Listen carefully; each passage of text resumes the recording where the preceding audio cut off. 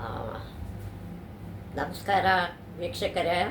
ಇವತ್ತು ಬೇರೆ ವಿಷಯವನ್ನು ತಮ್ಮಲ್ಲಿಗೆ ಅರಿಕೆ ಮಾಡ್ಕೊಳ್ತಾ ಇದ್ದೀನಿ. ಮುಂದೆ ಸ್ತೋತ್ರಗಳು, ಶ್ಲೋಕಗಳು, ಅದರ ಅರ್ಥ, ನಂತರ ಮಹಾಭಾರತದ ಒಂದು ವಿರಾಟ ಪರ್ವದ ಪರಿಚಯವನ್ನು ನಿಮಗೆ ಮಾಡಿಕೊಡ್ತಾ ಹೋಗ್ತೀನಿ. ಶ್ಲೋಕಗಳು, ಸ್ತೋತ್ರಗಳನ್ನು ಕಲಿಯೋಕ್ಕೆ ಎಲ್ಲರೂ ಪ್ರಯತ್ನ ಮಾಡೋಣ. ಇಲ್ಲಿವತ್ತು ಮುಕುಂದಮಾಲ ಅನ್ನೋ ಸ್ತೋತ್ರವನ್ನು ಶುರು ಮಾಡ್ತಾಯಿದ್ದೀನಿ. ಎಲ್ಲರೂ ನೀವು ಕಲ್ತ್ಕೋತೀರಿ ಅಂತ ನಾನು ಭರವಸೆ ಇಟ್ಕೊಂಡಿದ್ದೀನಿ. ಮುಕುಂದಮಾಲ. ಗುಷ್ಯತೆ ಗುಷ್ಯತೆ ಯಸ್ಯ ನಗರೆ ರಂಗಯಾತ್ರಾ ದಿನೇ ದಿನೇ ತಮಹಂ ಶಿರಸಾ ವಂದೇ ರಾಜಾನಂ ಕುಲಶೇಖರಂ. ಅದರ ಅರ್ಥ, ಯಾವಾತನ ನಗರದಲ್ಲಿ ಶ್ರೀರಂಗಯಾತ್ರೆಯು ಘೋಷವು ದಿನದಿನವೂ ಕೇಳಿ ಬರುವುದೋ ಆ ಕುಲಶೇಖರ ರಾಜನಿಗೆ ನಮಸ್ಕಾರವು. ಮುಂದಿನ ಶ್ಲೋಕ. ಶ್ರೀವಲ್ಲಭೇತಿ ವರದೇತಿ ದಯಾಪರೇತಿ ಭಕ್ತ ಪ್ರಿಯೇತಿ ಭವಲುಂಡನ ಕೋವಿದೇತಿ ದಾತೇತಿ ನಾಗಶಯನೇತಿ ಜಗನ್ನಿವಾಸೆ ತ್ಯಾಲಾಪದಂ ಪ್ರತಿಪದಂ ಕುರು ಮೇ ಮುಕುಂದಃ. ಎಲೆಯಿ ಮುಕುಂದನೇ, ನಾನು ಪ್ರತಿದಿನವೂ ಶ್ರೀವಲ್ಲಭನೇ, ವರದಾಯಕನೇ, ದಯಾಪರನೇ, ಭಕ್ತಿಪ್ರಿಯೆ, ಸಂಸಾರವನ್ನು ನಾಶಗೊಳಿಸುವುದರಲ್ಲಿ ಸಮರ್ಥನೆ, ನಾಥನೆ ಅಂದರೆ ಒಡೆಯನೆ, ಶೇಷಶಾಹಿಯೇ ಅಂದರೆ ಹಾವಿನ ಮೇಲೆ ಮಲಗಿರೋನು, ಜಗನ್ನಿವಾಸನೆ ಜಗತ್ತಿನಲ್ಲಿ ವಾಸವಾಗಿರುವಂಥವನು, ಎಲ್ಲರಲ್ಲೂ ಇರುವಂಥವನು ಎಂದು ನಿನ್ನ ನಾಮವನ್ನು ಉಚ್ಚರಿಸುವಂತೆ ಮಾಡು. ನಿನ್ನ ನಾಮ ನನ್ನಲ್ಲಿ ಇರಲಿ ಎನ್ನರು ಈ ಒಂದು ಬರವಣಿಗೆ ಬರೆದಿರೋ ರಾಜಶೇಖರ ಆಳ್ವಾರರು ಹೀಗಂತ ಹೇಳಿದ್ದಾರೆ. ಜಯತು ಜಯತು ದೇವೋ ದೇವಕೀ ನಂದನೋಯಂ, ಜಯತು ಜಯತು ಕೃಷ್ಣೋ ವಿಷ್ಣುವಂಶ ಪ್ರದೀಪ, ಜಯತು ಜಯತು ಮೇಘಶ್ಯಾಮಲಕೋಮಲಾಂಗೋ, ಜಯತು ಜಯತು ಪೃಥ್ವಿ ಭಾರನಾಶೋ ಮುಕುಂದಃ. ದೇವಕಿ ಪುತ್ರನಾದ ಈ ದೇವನಿಗೆ ಗೆಲುವು ಗೆಲುವು. ಯಾವಾಗಲೂ ದೇವರಿಗೆ ತಾನೇ ಗೆಲುವು, ನಿನಗೆ ಗೆಲುವಾಗಲಿ. ವೃಷ್ಣಿವಂಶಕ್ಕೆಲ್ಲ ದೊಡ್ಡ ದೀಪದಂತಿರುವ ಅಂದರೆ ಚಂದ್ರವಂಶದವನವನು ಕೃಷ್ಣನಿಗೆ ಗೆಲುವು ಗೆಲುವು. ಕೋಮಲವಾದ ಶರೀರವುಳ್ಳ ಮೇಘಶ್ಯಾಮ ವರ್ಣದವನಿಗೆ ಗೆಲುವು ಗೆಲುವು. ಎಲ್ಲವೂ ಅವನಿಗೆ ಗೆಲುವು. ಭೂಭಾರ ಪರಿಹರಿಸುವ ಮುಕುಂದನಿಗೆ ಗೆಲುವು ಗೆಲುವು. ಎಲ್ಲ ಗೆಲುವು ನಿನಗಿರಲಿ ಅಂತ ಆಶಿಸ್ತಾ ಇದ್ದಾರೆ ಬರೆದಿರ್ತಕ್ಕಂಥ ಆಳ್ವಾರರು ಕುಲಶೇಖರರು. ಇವರಿಗೆ ಇನ್ನು ಮುಂದಿನ ಶ್ಲೋಕ ಮುಂದೆ ನೋಡೋಣ. ಮುಂದಿನ ವಿಷಯಕ್ಕೆ ನಾವೀಗ ಹೋಗೋಣ.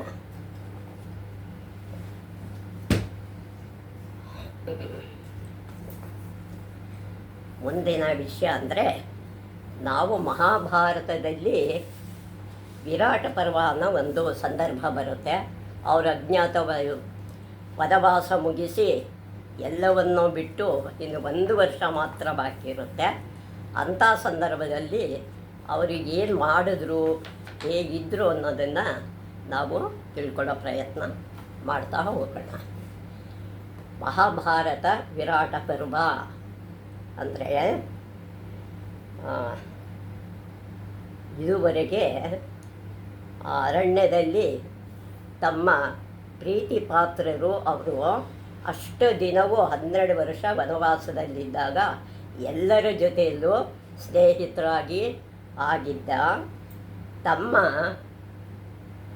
ಸಹಚರರೆಲ್ಲರನ್ನು, ತಮ್ಮ ಜೊತೆಯಲ್ಲಿದ್ದವರನ್ನೆಲ್ಲ ಸಭೆ ಸೇರಿಸಿದ ಯುಧಿಷ್ಠಿರನು ಅವರ ಕುರಿತು, ನಾವು 12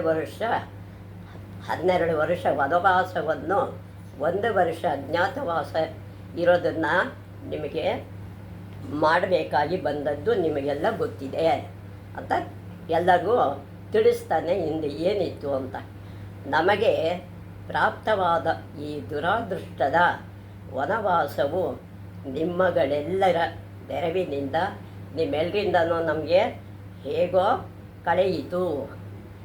ನಾವೀಗ ಯಾರಿಗೂ ತಿಳಿಯದಂತೆ, ಯಾರಿಗೂ ಗೊತ್ತಾಗದಂತೆ ಇನ್ನೂ 1 ವರ್ಷ ಅಜ್ಞಾತವಾಸವ ಕೈಗೊಳ್ಳಬೇಕಾಗಿದೆ ಅಂತ ಅಲ್ಲಿದ್ದ ಜನರಿಗೆಲ್ಲ ತನ್ನ ವಿಷಯವನ್ನು ಹೇಳ್ತಾ ಇದ್ದಾನೆ ಧರ್ಮರಾಜ. ಈ 1 ವರ್ಷದ ನಂತರ ರಾಜ್ಯವ ಹಿಂದಕ್ಕೆ ಪಡೆದು ನಿಮ್ಮೆಲ್ಲರೊಂದಿಗೆ ಪುನಃ ಚಿರಕಾಲ ಬಾಳುವೆನೆಂದು ಅಂದುಕೊಳ್ಳುತ್ತೇನೆ. ನಿಮ್ಮ ಜೊತೆಯಲ್ಲಿ ಮತ್ತೆ ನಾನು ನಿಮ್ಮೆಲ್ಲರನ್ನು ನೋಡೋ ಭಾಗ್ಯ ನನಗೆ ಸಿಗುತ್ತೆ ಅನ್ನೋದನ್ನು ಹೇಳ್ತಾನೆ. ಎನ್ನುವಷ್ಟರಲ್ಲಿ ದುಃಖವು ತಾಳಲಾರದೆ ಅವನಿಗೆ ಮಾತೇ ಹೊರಡದಂತಾಯಿತು. ಅವನಿಗೆ ಮಾತು ಹೊರಡಲಿಲ್ಲ, ದುಃಖ ಉಮ್ಮಳಿಸಿ ಬಂತು, ಗಂಟಲುಬ್ಬಿ ಬಂದಿತು, ಮೂರ್ಛೆ ಬರುವಂತಾಯಿತು, ಅವನಿಗೆ ಜ್ಞಾನ ತಪ್ಪೋ ರೀತಿ ಆಯಿತು. ಆದ್ದರಿಂದ ಅವರನ್ನೆಲ್ಲ ಬಿಟ್ಟು ಬೇಕಲ್ಲ, ಅಂದರೆ ಇವ್ರನ್ನೆಲ್ಲ ನಾವು ಇಷ್ಟು ಸಹಾಯ ಪಡೆದಿದ್ದೀವಿ, ಇವರನ್ನೆಲ್ಲ ಬಿಟ್ಟು ಹೋಗಬೇಕಲ್ಲ ಅಂತ ಭಾವಾವೇಶ ಅಷ್ಟೊಂದು ಉಮ್ಮಳಿಸಿ ಬಂದಿತು. ಅದನ್ನು ಅವನು ತೋರ್ಪಡಿಸ್ಕೊಳ್ಳೋಕ್ಕೆ ಸಾಧ್ಯ ಇಲ್ಲದೆ ಅಷ್ಟು ದುಃಖ ಪಡಬೇಕಾಗಿದೆ.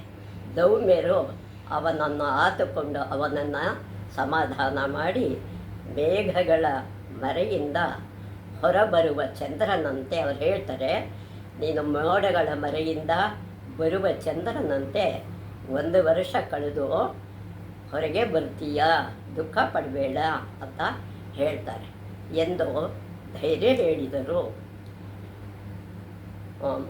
ಭೀಮನು ಅಣ್ಣನ ಸಮಾಧಾನ ಪಡಿಸಬೇಕಾಯಿತು. ಭೀಮನು ಕೂಡ ಅಣ್ಣನನ್ನು ಸಮಾಧಾನ ಮಾಡ್ತಾನೆ. ಮತ್ತು ನೆರೆದ ಜನರೆಲ್ಲರೂ ಅವರಿಗೆ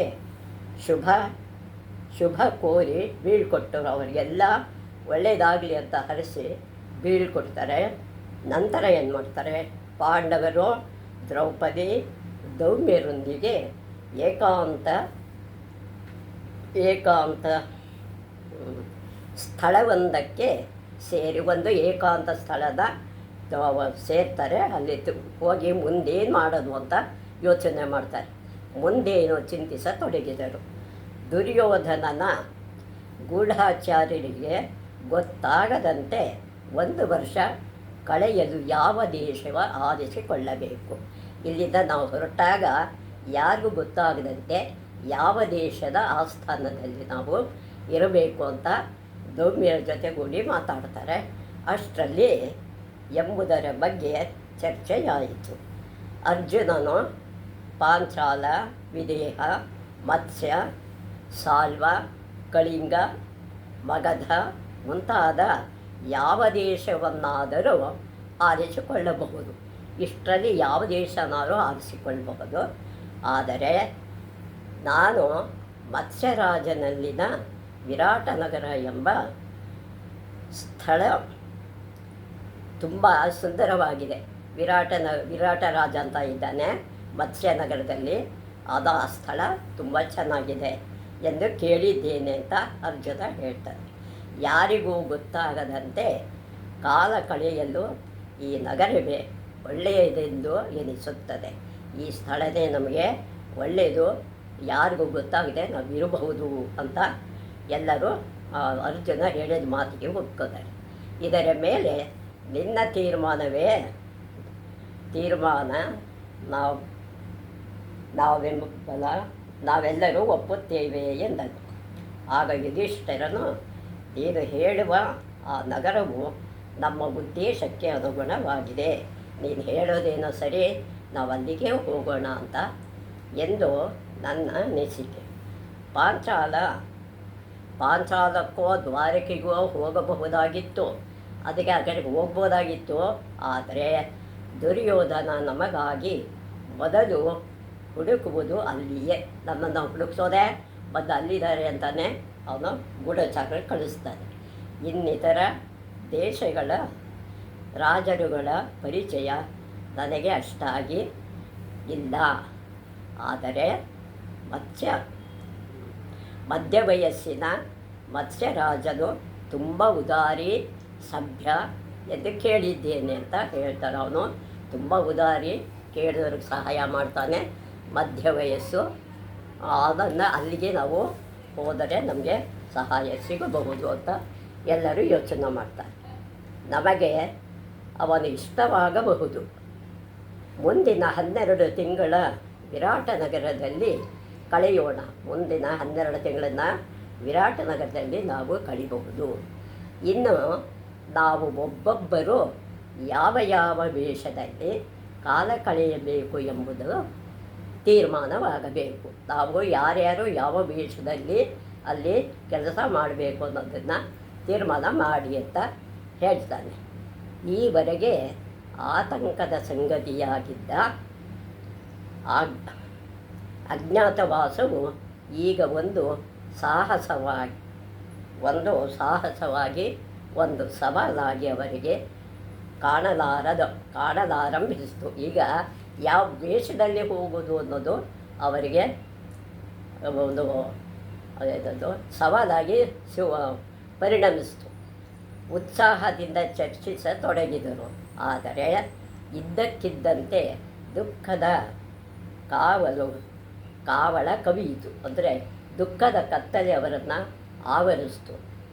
ಅರ್ಜುನನು, ಅಣ್ಣ, ಸಮಸ್ತ ಭೂಮಿಗೂ ಒಡೆಯನಾಗಿದ್ದ ನೀನು ವನವಾಸ ಕಾಲದಲ್ಲಿ ಸಹ ಯಾರೊಬ್ಬರಿಗೂ ಅಧೀನನಾಗಿರಲಿಲ್ಲ. ವನವಾಸದಲ್ಲೂ ನೀ ಯಾರ ಅಧೀನನೂ ಇರಲಿಲ್ಲ. ನಿನಗಷ್ಟು ಜನ ನಿನಗೆ ಮರ್ಯಾದೆ ಕೊಡ್ತಾಯಿದ್ರು. ಅಂಥವನು ಹೇಗೆ ಇನ್ನೊಬ್ಬರ ಆಶ್ರಯದಲ್ಲಿ ಇರುತ್ತೆ, ಹೇಗೆ ನೀನು ನಮ್ಮ ರಾಜನ ಆಶ್ರಯದಲ್ಲಿ ಇರ್ತೀಯ ಅಂತ ಅವನಿಗೆ ಬೇಜಾರಾಗುತ್ತೆ. ಹೀಗೆ ತಾನೇ ನಾವು ಅದನ್ನು ಸಹಿಸಲು ಸಾಧ್ಯ. ನಾವು ನಿನ್ನ ಸೇವಕನಾಗಿರೋದನ್ನು ನಾವು ನೋಡಿ ಸಹಿಸೋಕ್ಕೆ ಸಾಧ್ಯವೇ ಅಂತ ಪ್ರಶ್ನೆ ಹಾಕ್ತೆ. ನೀನು ಇನ್ನೊಬ್ಬ ದೊರೆಯ ಅಧೀನನಾಗಿರುವುದನ್ನು ಕಲ್ಪಿಸಿಕೊಳ್ಳಲಾರೆ. ಇನ್ನೊಬ್ಬ ರಾಜನ ಅಧೀನದಲ್ಲಿರೋದು ಹೇಗೆ ಅನ್ನೋದು ಕಲ್ಪನೆ ಮಾಡ್ಕೊಳ್ಳೋಕ್ಕೂ ಆಗಲ್ಲ ಅಂತಾನೆ ಯುಧಿಷ್ಠಿರ. ಅರ್ಜುನ ಹೇಳ್ತಾನೆ. ಯುಧಿಷ್ಠಿರನು ನಕ್ಕು ಅವನ ಕೈಯ ನೇವರಿಸಿ ಕಣ್ಣೊರೆಸ್ತಾನೆ. ಅಳಬೇಡ ಅಂತ. ಅರ್ಜುನ, ದುಃಖಿಸಬೇಡ. ಯಾರೋ ನನ್ನನ್ನು ಅವಮಾನಿಸಲು ನಾನು ಬಿಡುವುದಿಲ್ಲ. ನನ್ನನ್ನು ಅವಮಾನ ಮಾಡೋಕ್ಕೆ ನಾನು ಎಂದೂ ಬಿಡಲ್ಲ. ನಾನು ಮತ್ಸ್ಯರಾಜನ ಗೆಳೆಯನಾಗಿರಲು ನಿರ್ಧರಿಸಿದ್ದೇನೆ. ಅವನ ಸ್ನೇಹಿತನಾಗಿ ಅಲ್ಲಿ ನಾನು ಇರ್ತೀನಿ. ತುಳಸಿ ಮಣಿಗಳ ಹಾರವ ಧರಿಸಿ ಯಾವಾಗಲೂ ಜಪ ಮಾಡುತ್ತಾ ಅವನ ಬಳಿ ಹೋಗಿ ನಾನು ಕಂಕನೆಂಬ ವಿರಕ್ತನೆಂದು ವೇದ ವಿದ್ಯೆಗಳ ಅಕ್ಷಯ ಹೃದಯವ ಬಲ್ಲವನೆಂದು ಹೇಳುತ್ತೇನೆ ಅಂತ ಹೇಳ್ತೇನೆ. ನನಗೆ ಅಂದರೆ ಪಗಡೆ ಆಟ ಆಡೋದು ಗೊತ್ತು, ನನಗೆ ಜ್ಯೋತಿಷ್ಯ ಹೇಳೋದು ಗೊತ್ತು ಅಂತ ನಾನು ರಾಜನ ಗೆಳೆಯನಾಗಿ ಇರ್ತೀನಿ. ನಿನ್ನ ಜೊತೆಗಿದ್ದು ನಿನ್ನ ರಂಜಿಸುತ್ತಿರುತ್ತೇನೆ. ನಿನಗೆ ಏನು ಸಂತೋಷ ಬೇಕು ಅಂತ ರಂಜಿಸುತ್ತಿರುತ್ತೇನೆಂದು ಹೇಳಿಕೊಂಡು ಈ 12 ತಿಂಗಳುಗಳ ಕಳೆಯುತ್ತೇನೆ ಅಂತ ಹೇಳ್ತಾನೆ. ಏನೇನು ಮಾಡ್ತೀನಿ ಅಂತ. ಮತ್ಸ್ಯರಾಜನು ತಮ್ಮಣ್ಣನ ಆದರಿಸಿಯಾನೆಂದು ಅರಿತಿದ್ದ ಅರ್ಜುನನು ಈಗಲೂ ಅಂತೆಯೇ ಉಳಿದವರಿಗೂ ಇದು ಒಪ್ಪಿಗೆಯಾಯಿತು. ಅರ್ಜುನ ಒಬ್ಬನಿಗೆ ಅಲ್ಲ, ಎಲ್ಲರಿಗೂ ಅದು ಒಪ್ಪಿಗೆ ಆಗಿದೆ. ಯುಧಿಷ್ಠಿರನು, ಭೀಮ, ನಿನ್ನ ಅತಿಶಯವಾದ ಬಲವ ಕೌರವರ ಮೇಲಿನ ಸಿಟ್ಟು ಈ 12 ತಿಂಗಳು ಹೇಗೆ ತಡೆದುಕೊಂಡಿರುತ್ತೆ? ಈ 12 ತಿಂಗಳು ಹೇಗಪ್ಪ ತಡ್ಕೊಂಡಿರ್ತೀಯ ಸಿಟ್ಟನ್ನು ಅಂತ ಕೇಳಿದಾಗ, ದ್ರೌಪದಿ ಬಯಸಿದ ಹೂಗಳಿಗಾಗಿ ರಾಕ್ಷಸರ ಸಮೂಹವನ್ನೇ ಕೊಂದೆ. ಒಂದು ಹೂಗೋಸ್ಕರ ರಾಕ್ಷಸರನ್ನು ಕೊಂದಿದ್ದೀಯಾ? ಸ್ವಲ್ಪವೇ ಪ್ರಚೋದನೆ ಇದ್ದರೂ ನಿನ್ನ ಕಣ್ಣುಗಳು ತಾಮ್ರದಂತೆ ಕೆಂಪಾಗುತ್ತವೆ. ಸ್ವಲ್ಪ ಕೋಪ ಬಂದರೆ ನಿನ್ನ ಕಣ್ಣು ತಾಮ್ರದ ಹಾಗೆ ಕಾಯ್ತಾ ಇರುತ್ತೆ. ನೀನು ವಿರಾಟ ರಾಜನ ಆಶ್ರಯದಲ್ಲಿ ಏನು ಮಾಡಿಕೊಂಡಿರಬೇಕು ಎಂದುಕೊಂಡಿದ್ದೀಯೆ? ಏನು ಮಾಡ್ತೀಯಪ್ಪ ಅವನ ಆಸ್ಥಾನದಲ್ಲಿ ಕೆಲಸ ಅಂತ ಕೇಳ್ತಾನೆ. ಎನ್ನಲು ಭೀಮನು, ನಾನು ಅಲ್ಲಿ ವಲಲನೆಂಬ ಹೆಸರಿನಿಂದ ಅಡುಗೆಯವನ ಮುಖ್ಯನಾಗಿರುತ್ತೇನೆ. ಅಡುಗೆಯವರಲ್ಲಿ ನಾನು ಮುಖ್ಯಸ್ಥನಾಗಿರ್ತೇನೆ. ನನಗೆ ಮೊದಲಿನಿಂದಲೂ ಅಡುಗೆ ಮಾಡುವುದೆಂದರೆ ತುಂಬ ಇಷ್ಟ. ನನಗೆ ಮೊದಲಿಂದನೂ ಅಡುಗೆ ಕೆಲಸ ಇಷ್ಟ. ಅದು ಅಲ್ಲದೆ ತರುಣರ ಮಲ್ಲಯುದ್ಧದಲ್ಲಿ ಪರಿಣಿತಗೊಳಿಸುವೆ ಎನ್ನುತ್ತೇನೆ. ಯಾಕೆ ಹುಡುಗರಿಗೆಲ್ಲ ನಾನು ಕುಸ್ತಿನ ಹೇಳ್ಕೊಡ್ತೀನಿ, ಆ ವಿದ್ಯೆ ನನಗೆ ಬರುತ್ತೆ ಅಂತ ಹೇಳ್ತೀನಿ. ಬಹುಶಃ ಇದು ರಾಜನಿಗೆ ಇಷ್ಟವಾಗುತ್ತದೆ. ಪೂರ್ವೋತ್ತರಗಳ ಕೇಳಿದರೆ ಯುಧಿಷ್ಠಿರನ ಬಳಿ ಇದ್ದೇನೆಂದು ಹಿಂದೆ ಇದ್ದೆ, ಅವನ ಹತ್ರ ಈ ಕೆಲಸಗಳನ್ನು ಮಾಡ್ತಿದ್ದೆ ಅಂತ ಹೇಳ್ತೀನಿ ಅಂತ ಹೇಳ್ತಾನೆ. ಅವನು ವನವಾಸಕ್ಕೆ ಹೋದ ಮೇಲೆ ಬೇರೆ ಕೆಲಸ ನೋಡಬೇಕಾಯಿತೆಂದು ಮತ್ಸ್ಯರಾಜನಲ್ಲಿ ಹೇಳುತ್ತೇನೆ ಅಂತ ಭೀಮ ಹೇಳ್ತಾನೆ. ಮತ್ಸ್ಯರಾಜನು ಯುಧಿನಿಂತೆಯೇ ಕೀರ್ತಿಯ ಕೇಳಿ ಬಂದಿದ್ದೇನೆ, ನಾನು ನಿನ್ನ ಕೀರ್ತಿನ ಕೇಳಿ ಬಂದಿದ್ದೀನಿ ಅಂತ ಅವನಿಗೆ ಬಂದಿರುವುದಾಗಿಯೂ ಹೇಳುತ್ತೇನೆ ಎಂದನು. ಹಾಗೆಯೇ ಯುಧಿಷ್ಠಿರನು ಅರ್ಜುನನ ವಿಚಾರಿಸಲು ಅವನು, ಅಣ್ಣ, ನನಗೆ ಊರ್ವಶಿಯ ಶಾಪದಿಂದಾಗಿ ನಪುಂಸಕನಾಗಬೇಕಾಗಿದ್ದೇನಲ್ಲ, ಅದು ನನಗೆ ಅವಳಿಗೆ ಶಾಪ ಕೊಟ್ಟಿದ್ಲು ಅರ್ಜುನ ಇಂದ್ರಲೋಕಕ್ಕೆ ಹೋದಾಗ, ನೀನು ನಪುಂಸಕನಾಗು ಅಂತ. ಅದನ್ನು 1 ವರ್ಷ ಕಾಲ ಅನುಭವಿಸಬೇಕೆಂದು, ಅದು ಈ ಅಜ್ಞಾತವಾಸ ಕಾಲದಲ್ಲಿ ಪ್ರಯೋಜನವಾಗುವುದೆಂದು ಇಂದ್ರನೂ ಹೇಳಿದ್ದಾನೆ. ಇದು ನಿನಗೆ ಮುಂದೆ ಬೇಕಾಗುತ್ತೆ ಅಂತ ಇಂದ್ರ ಅವನಿಗೆ ಹೇಳಿದ್ದ. ಅಲ್ಲದೆ ನನ್ನ ಧನುರ್ವಿದ್ಯೆ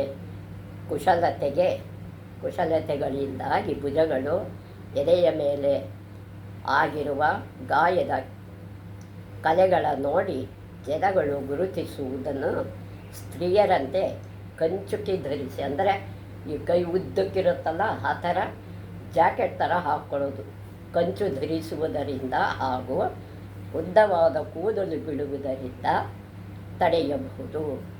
ನಾನು ಬೃಹನ್ನಳೆ ಎಂಬ ನಪುಂಸಕನೆಂದು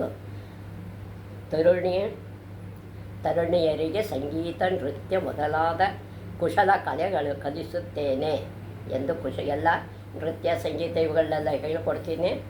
ಅದರಿಂದ ಹೇಳಿ ವಿರಾಟ ರಾಜನ ಅಂತಃಪುರದಲ್ಲಿ ಇರುತ್ತೇನೆ ಎಂದನು.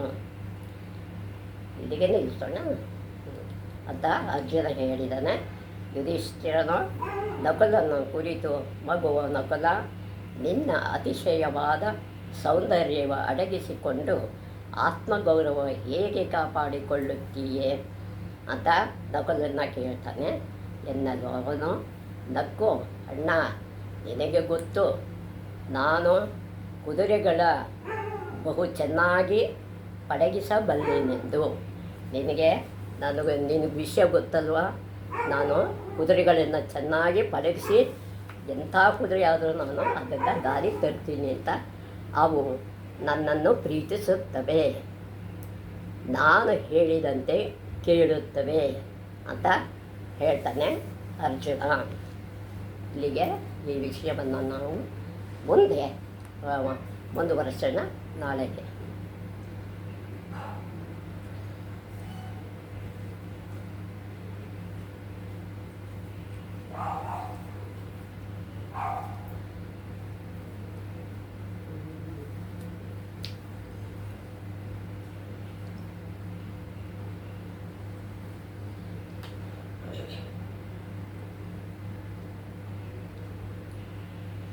ನಾರಾಯಣ ಹರಿ ಗೋವಿಂದ, ಶ್ರೀಗಿರಿವಾಸ ಗೋವಿಂದ. ಸಾಧು ಜನ ಪೋಷ ಗೋವಿಂದ ಮಾಧವ ಮುರಹರಿ ಗೋವಿಂದ